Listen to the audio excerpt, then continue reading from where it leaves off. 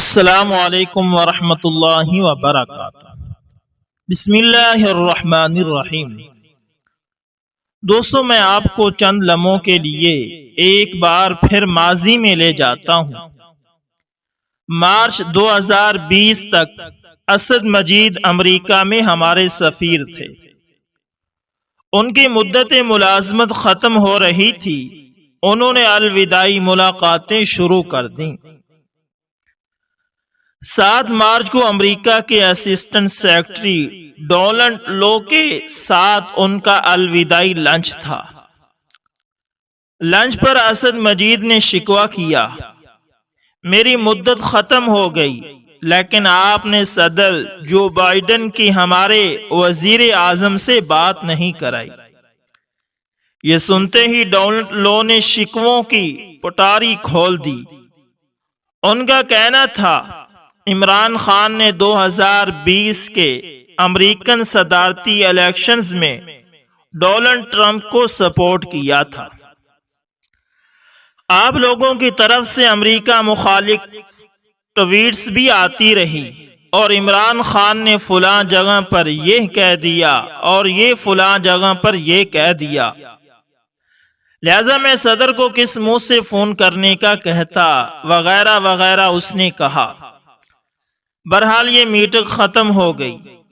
سفیر اسد مجید نے واپسی پر ملاقات کا احوال لکھا اور سائفر سیکرٹری خارجہ سہیل محمود کو بھجوا دیا۔ سفیر نے مراسلے کے آخر میں لکھا، ہمارے امریکہ کے ساتھ تعلقات خراب ہو رہے ہیں، امریکی انتظامیہ ہم سے ناراض ہے، ہمیں اپنی سفارت کاری پر توجہ دینی ہوگی۔ پروٹوکول کے مطابق ہمارے سفارت خانوں کے زیادہ تر مراسلے سیکرٹری خارجہ، D G I, S I اور جی ایچ کیو جاتے ہیں۔ آرمی چیف کا سٹاف مراسلے پڑھ کر اہم ترین کی سمری بناتا ہے اور یہ سمری بعد ازاں آرمی چیف کو بھجوا دی جاتی ہے۔ یہ مراسلہ بھی پروسیس سے گزر کر آرمی چیف تک پہنچ گیا۔ 11 مارچ 2022 کو کامرا ایئر بیس میں J-10C لڑاکا طیاروں کی لانچنگ تھی۔ وزیر اعظم اور آرمی چیف دونوں اس تقریب میں مدعو تھے۔ جنرل قمر جاوید باجوہ نے وہاں یہ مراسلہ وزیر اعظم کو دیا اور ان سے کہا، سر میں آپ کو بار بار عرض کر رہا تھا آپ ٹویٹس اور بیانات میں احتیاط کیا کریں، آپ اپنی مرضی کیا کریں لیکن اوپنلی بات نہ کیا کریں، آپ اب اس کا نتیجہ دیکھ لیں۔ وزیر اعظم نے مراسلہ کھولا، پڑھا، مسکرائے اور آرمی چیف سے کہا، جنرل صاحب اس قسم کے مراسلے آتے رہتے ہیں، آپ اسے سیریس نہ لیں، اور ساتھ ہی کاغذ لپیٹ کر جیب میں ڈال لیا۔ عمران خان نے بعد ازاں 27 مارچ کو پریڈ گراؤنڈ کے جلسے میں ایک کاغذ لہرا کر کہا، بحر سے حکومت گرانے کی سازش ہو رہی ہے، لکھ کر دھمکی دی گئی ہے۔ وزیر اعظم کی وہ تقریر حیران کن تھی۔ وزارت خارجہ سے لے کر جی ایچ کیو تک افراتفری مچ گئی اور دھمکی اور سازش اس کی تلاش شروع ہو گئی۔ تحقیق کے بعد پتہ چلا کہ یہ کاغذ وہی تھا جو آرمی چیف نے کامرا میں وزیر اعظم کو دیا تھا، اور یہ سائفر یا مراسلہ نہیں تھا، یہ محض سمری تھی اور یہ مختلف دفتروں اور میزوں سے ہوتی ہوئی آرمی چیف تک پہنچی تھی، اور آرمی چیف نے وہ گڈ فیتھ میں وزیر اعظم کو دکھائی تھی، مگر عمران خان نے اسے سیاسی کارڈ بنا دیا۔ یہ کہانی کا ایک حصہ تھا، آپ اب دوسرا حصہ بھی ملاحظہ کر لیجئے۔ 28 ستمبر 2022 کو عمران خان اور پرنسپل سیکرٹری اعظم خان، اور 30 ستمبر کو عمران خان، شاہ مامون قریشی اور اسد عمر کی آڈیو ریکارڈنگز لیک ہوئی۔ یہ آڈیوز وزیر اعظم آفس میں ریکارڈ ہوئی تھی اور ان میں وزیر اعظم عمران خان پرنسپل سیکرٹری سے کہہ رہے ہیں، اب ہم نے بس صرف کھیلنا ہے، اس کے اوپر نام نہیں لینا امریکہ کا، صرف کھیلنا ہے کہ یہ تاریخ پہلے سے تھی اس کے اوپر۔ اور اس کے بعد پرنسپل سیکرٹری وزیر اعظم کو مشورہ دیتے ہیں، آپ میٹنگ بلائیں، اس میں وزیر خارجہ شاہ محمود قریشی اور فارن سیکرٹری سہیل محمود یہ خط پڑھ دیں، میں اسے ریکارڈ پر لے آؤں گا، منٹس میرے ہاتھ میں ہیں، میں خط کو دھمکی بنا دوں گا۔ عمران خان میٹنگ کی وجہ پوچھتے ہیں تو پرنسپل سیکرٹری بتاتے ہیں، ہمارے پاس خط کی آفیشیل کاپی نہیں ہے، ہمیں اسے آفیشیل بنانے کے لیے میٹنگ کرنی چاہیے وغیرہ وغیرہ۔ آپ اب اگر کیمرہ اور خط کی بیک گراؤنڈ کو ذہن میں رکھ کر اس گفتگو کا تجزیہ کریں تو دوستو آپ کو محسوس ہوگا وزیر اعظم کو جو ہی سمری ملی انہوں نے اسی وقت اس پر کھیلنے کا فیصلہ کر لیا تھا، تو اسی وجہ سے تو باجوہ صاحب کے سامنے مسکرائے کہ اسے سیریس نہ لو۔ انہوں نے اس کھیل میں اپنے پرنسپل سیکرٹری کو شامل کیا اور اعظم خان نے انہیں سمری کو آفیشیل بنانے کا مشورہ دینا شروع کر دیا تھا۔ دوسری آڈیو میں عمران خان شاہ محمود قریشی اور اسد عمر کو اعتماد میں لیتے ہیں اور اسد عمر کہتے ہیں، یہ تو میٹنگ کی ٹرانسکرپشن ہے، یہ لیٹر نہیں، اور عمران خان کہتے ہیں آپ اسے چھوڑ دے، پبلک کو لیٹر اور اس کا فرق پتہ نہیں۔ اب سوال پیدا ہوتا ہے کہ کیا اس کے بعد میٹنگ ہوئی تھی اور کیا اس میں سیکرٹری خارجہ نے وہ سیفر پڑھا تھا؟ میری معلومات کے مطابق میٹنگ ہوئی تھی، لیکن سیکرٹری خارجہ نے سیفر پڑھنے سے انکار کر دیا تھا۔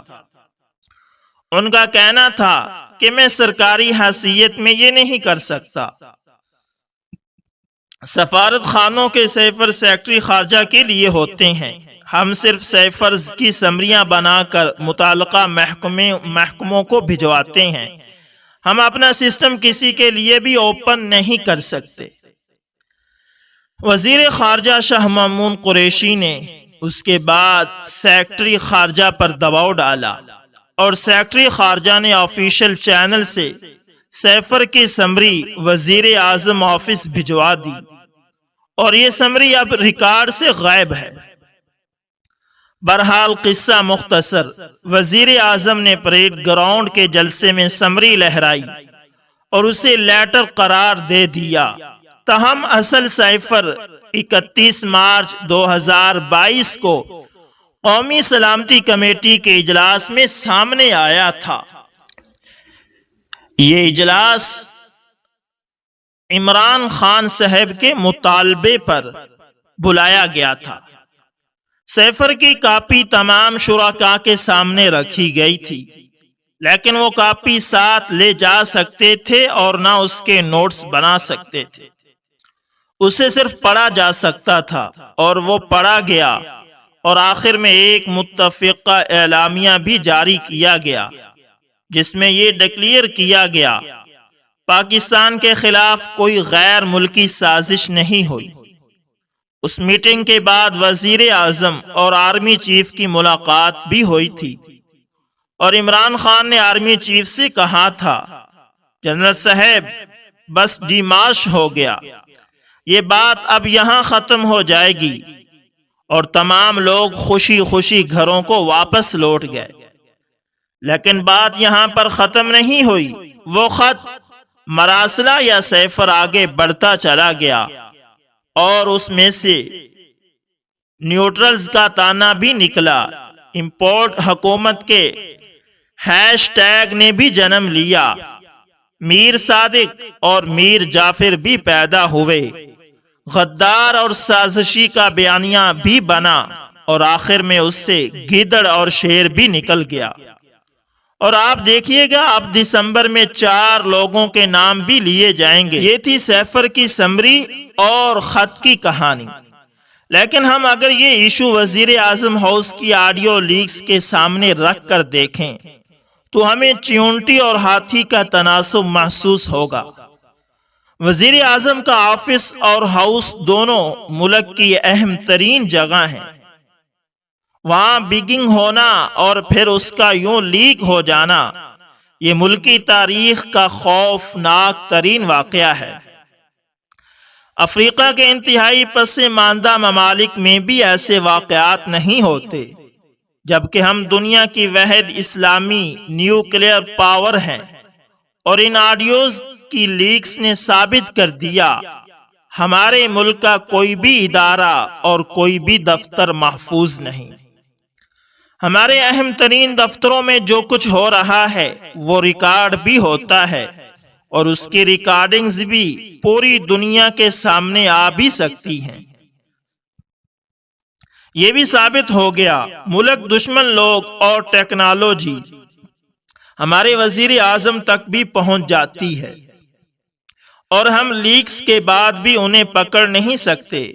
چنانچہ پریشانی کی اصل بات عمران خان کی گفتگو نہیں، وزیر اعظم ہاؤس اور آفس کی سیکورٹی ہے، اور اس واقعے نے ثابت کر دیا کہ ہم اس معاملے میں بہت کمزور ہیں۔ اب سوال یہ ہے، یہ ریکارڈنگز کس نے کی اور کیسے کی؟ اس میں چند امکانات پیش کیے جا سکتے ہیں۔ پہلا امکان یہ ہے، یہ ہمارے اپنے لوگوں کا کام ہے۔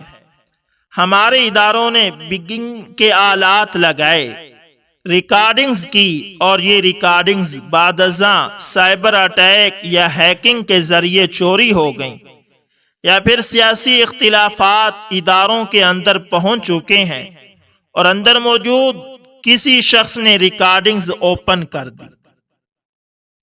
دوسرا امکان، یہ کام کسی بیرونی طاقت یا ادارے نے کیا۔